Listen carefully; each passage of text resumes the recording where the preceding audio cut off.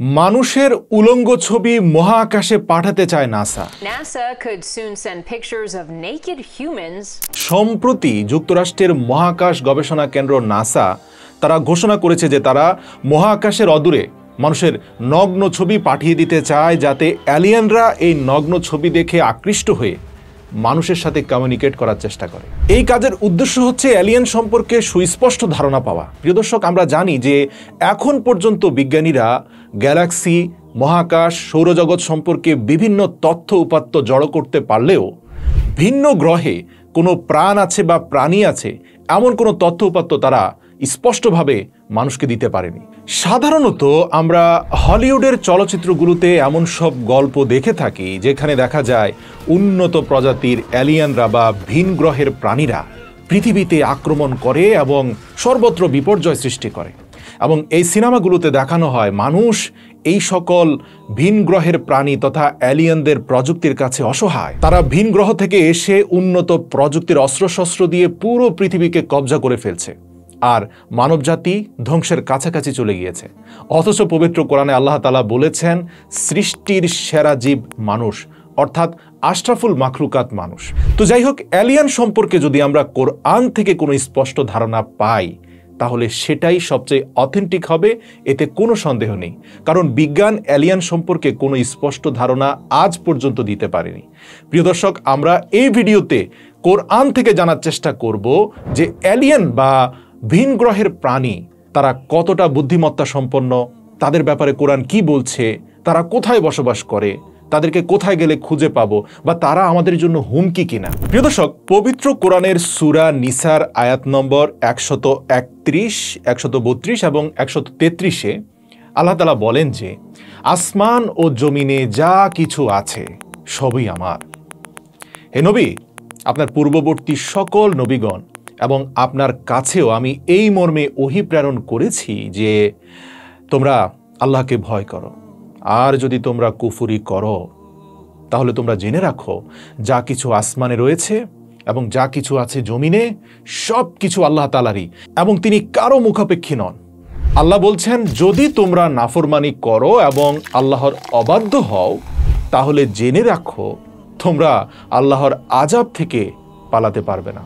এই আয়াতগুলোর কথা একদম স্পষ্ট, এখানে না বুঝতে পারার মতো কোনো কিছু নেই, কারণ এটা এত সহজ একটি কথা যা সবাই বুঝতে পারে যে এই দুটি আয়াতে আসলে কি বলা হয়েছে। কিন্তু সবচেয়ে গুরুত্বপূর্ণ কথাটি রয়েছে তার পরের আয়াতে। আল্লাহ তাআলা বলেন, আর যদি তিনি চান তাহলে তিনি তোমাদের ধ্বংস করে দিয়ে তোমাদের জায়গায় অন্য কোনো মাখলুককে নিয়ে আসবেন। কোন মাখলুক? এলিয়েন, ভিন গ্রহের প্রাণী, ভিন্ন কোনো সত্তা বা অনেক বেশি পরিমাণে ইন্টেলিজেন্ট, ক্ষমতা সম্পন্ন? কাদের কথা আল্লাহ বলছেন, আর কখন বা কেন তাদেরকে নিয়ে আসবেন? প্রিয় দর্শক, এখন এই দুইটি আয়াতকে মাথায় রেখে আমরা যদি তৃতীয় আয়াতটির দিকে মনোনিবেশ করি তবে আমরা দেখতে পাই যে এদের মাঝে একটি সংযোগ রয়েছে।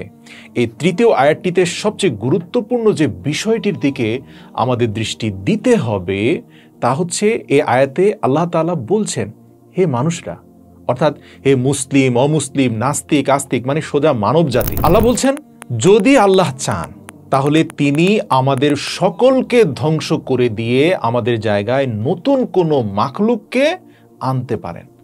ইতিপূর্বে যত কাওম বা জাতি এই পৃথিবীতে এসেছিল তারা যখনই আল্লাহ তাআলার অবাধ্যতায় বাড়াবাড়ি করত, সীমালঙ্ঘন করত, তখনই আল্লাহ তাআলা আসমান থেকে এবং জমিন থেকে আযাব দিয়ে তাদের ধ্বংস করে দিতেন। তার মানে শুধুমাত্র ওই সমস্ত জাতির উপর আল্লাহর গজব নাজিল হতো যারা আল্লাহ তাআলার অবাধ্যতায় সীমালঙ্ঘন করত। আল্লাহ তাআলা সেই অবাধ্য জাতিকে ধ্বংস করে দিয়ে তাদের পরিবর্তে নতুন আরেকটি জাতিকে তাদের স্থলে নিয়ে আসতেন, অথবা সেই জনপদ খালি পড়ে থাকত। কিন্তু এই আয়াতে আল্লাহ তাআলা সমস্ত মানব জাতিকে উদ্দেশ্য করে বলছেন যে আল্লাহ তাআলা চাইলে তিনি সকলকে ধ্বংস করে দিয়ে নতুন এক মাখলুক সৃষ্টি করতে পারেন। তার মানে দুনিয়াতে একটি মানুষও জীবিত থাকবে না এবং মানুষের জায়গায় নতুন আরেক মাখলুক নিয়ে আসবেন। এখন এই নতুন মাখলুক বলতে আল্লাহ তাআলা কি বুঝিয়েছেন? যদি এই পৃথিবীতে একটি মানুষও জীবিত না থাকে তাহলে এই পৃথিবী কারা আবাদ করবে? কেননা এই আয়াতে তো সকল মানুষের কথাই বলা হয়েছে, আর বলা হয়েছে মানুষের জায়গায় নতুন আরেক মাখলুককে সৃষ্টি করা হবে। এমন বলা হয়নি যে তোমাদের জাতিকে ধ্বংস করে নতুন জাতি আনা হবে। তাহলে প্রশ্ন জাগতেই পারে, মানুষের পরিবর্তে এই নতুন মাখলুক কারা হবে? এই প্রশ্নের উত্তর প্রথম 2 আয়াতে দেয়া আছে। তাহলে সবগুলো আয়াত একসাথে মিলিয়ে অর্থ এই দাঁড়ায় যে তোমরা আল্লাহকে ভয় করতে থাকো। যদি তা না করো তাহলে আল্লাহ চাইলে তোমাদেরকে ধ্বংস করে দিয়ে তোমাদের স্থলে নতুন কোনো মাখলুক পৃথিবীতে নিয়ে আসতে পারেন। দর্শক, এই নতুন মাখলুক হবে আসমানবাসীদের কেউ, কেননা পৃথিবীবাসীর সবাই এখানে বিদ্যমান, মানে পৃথিবীতে যারা আছে তারা তো পৃথিবীতেই আছে, কিন্তু বলা হচ্ছে যে পৃথিবীর সবাইকে বিতাড়িত করে ধ্বংস করে অন্য জায়গা থেকে অন্য কাউকে এনে স্থাপন করা হবে, এবং পৃথিবীবাসীর সবাইকে তো পূর্বেই ধ্বংস করে দেওয়া হবে। প্রিয় দর্শক, দেখুন এই জমিনের বুকে মানুষরা বসবাস করে, আর যখন মানুষকে ধ্বংস করে দেয়া হবে তখন আর কেউই থাকবে না। তাই নতুন মাখলুক বলতে নতুন কোনো সৃষ্টি অথবা নতুন কোনো সভ্যতা হতে পারে, যারা হয়তো বা মহাকাশে বসবাস করে, যাদেরকে বিজ্ঞানের ভাষায় এলিয়েন বলা হয়। কিন্তু এখানে লক্ষ্য করার মতো বিষয় এটাই যে আল্লাহ তাআলা বলছেন আল্লাহ তাআলা মানুষকে ধ্বংস করে দিয়ে নতুন আরেকটি মাখলুককে নিয়ে আসতে পারেন। তার মানে হচ্ছে আল্লাহ তাআলা সত্যি সত্যি এমনটা করবেন না। মানুষকে তার পাপের ব্যাপারে সতর্কতা হিসেবে আল্লাহ তাআলা এই আয়াতটা নাজিল করেছেন, এবং ভীতি প্রদর্শনের জন্য এমনটা বলা হয়েছে। আল্লাহ তাআলা আসলে আমাদেরকে ভয় দেখিয়ে সতর্ক করতে চান যেন আমরা তার অবাধ্যতা থেকে ফিরে আসি। এটা আল্লাহর পক্ষ থেকে একটি সতর্ক বার্তা, যেন আমরা তাকে ভয় করি এবং তার হুকুম মেনে জীবন পরিচালনা করি, এবং আল্লাহ তাআলা অবশ্যই তা করতে সক্ষম। মানুষকে সম্পূর্ণরূপে ধ্বংস করে দিয়ে তার স্থলে অন্য এক নতুন মাখলুক সৃষ্টি করা একমাত্র আল্লাহ তাআলার পক্ষেই নিখুঁতভাবে করা সম্ভব। কোরআন এবং হাদিস থেকে নিশ্চিতভাবে এমন কোনো কথা জানা যায় না যাতে এমনটা মনে হয় যে আল্লাহ তাআলা সত্যি সত্যি মানুষকে ধ্বংস করে দিয়ে তার স্থলে নতুন কোনো মাখলুককে নিয়ে আসবেনই। হ্যাঁ, একথা সত্য যে কিয়ামতের পূর্বে ইয়াজুজ এবং মাজুজ নামে 2টি প্রাণীর আবির্ভাব ঘটবে, যারা মানব জাতিকে প্রায় ধ্বংসই করে ফেলবে। কিন্তু তারপরেও কিছু মানুষ বেঁচে থাকবে, যারা ইয়াজুজ এবং মাজুজকে হত্যা করবে, এবং কিয়ামত পর্যন্ত ওই মানুষরা বেঁচে থাকবে পৃথিবীর বুকে। এখন এসব আয়াতে আল্লাহ তাআলা মহাকাশের অন্য প্রাণীর ব্যাপারে ইঙ্গিত দিয়েছেন। আমরা জানি যে বর্তমান আধুনিক বিজ্ঞান আমাদেরকে বলছে যে এই মহাবিশ্বে crore crore billion billion Galaxy এবং গ্রহ নক্ষত্র রয়েছে, যার মাঝে কোনো কোনো গ্রহে প্রাণের অস্তিত্ব থাকাটা অসম্ভব কিছু নয়। হতে পারে সেখানে এমন প্রাণী থাকতে পারে এবং এমন সভ্যতার অস্তিত্ব থাকতে পারে যা আমরা সায়েন্স ফিকশন মুভিগুলোতে সাধারণত দেখে থাকি, অথবা ভিন্ন কিছু যা আমাদের কল্পনারও বাইরে। তবে এ ব্যাপারে পরিপূর্ণ তথ্য একমাত্র আল্লাহর কাছেই রয়েছে, আল্লাহই ভালো জানে।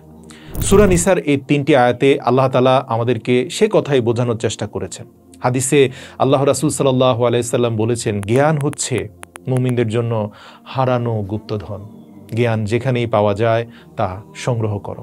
হতে পারে অনেকে আমাদের এই কথার সাথে একমত পোষণ করবেন না, কিন্তু এটা আমাদের মতামত যা আমরা আপনাদের সামনে ব্যক্ত করেছি।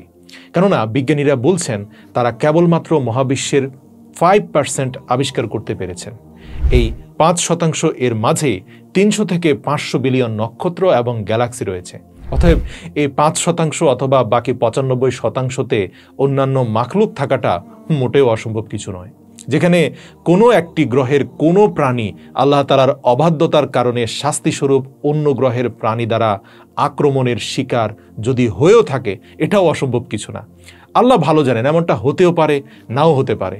যেমনটা আমরা বিভিন্ন সিনেমাতে দেখে থাকি, হলিউডের বিভিন্ন প্রতিষ্ঠান বানায় মানুষের বিনোদনের স্বার্থে, ঠিক এমনই ঘটবে বা এমনটা ঘটতে পারে তা নিশ্চিত করে বলা যায় না। তবে ভিন্ন গ্রহে ভিন্ন কোনো প্রাণীর অস্তিত্ব কোরআন উড়িয়ে দিচ্ছে না। পবিত্র কোরআন অনুযায়ী তা থাকতেও পারে, তবে এ ব্যাপারে পরিপূর্ণ তথ্য আল্লাহর কাছে রয়েছে। তবে নাসা যে মানুষের উলঙ্গ ছবি মহাকাশে পাঠিয়ে ভিন গ্রহের কোনো প্রাণীকে আকৃষ্ট করতে চায়, এ বিষয়ে আমি ব্যক্তিগতভাবে বলতে চাই যে আদৌতে মানুষের প্রতি মানুষের যে আগ্রহ বা ইচ্ছা বা কৌতূহল রয়েছে তা কি ভিন গ্রহের প্রাণীর থাকতে পারে? এটা কতটা যৌক্তিক, এই প্রশ্নটা আমি আপনাদেরকে করছি। আপনারা অবশ্যই কমেন্ট করে আমাদেরকে জানাবেন।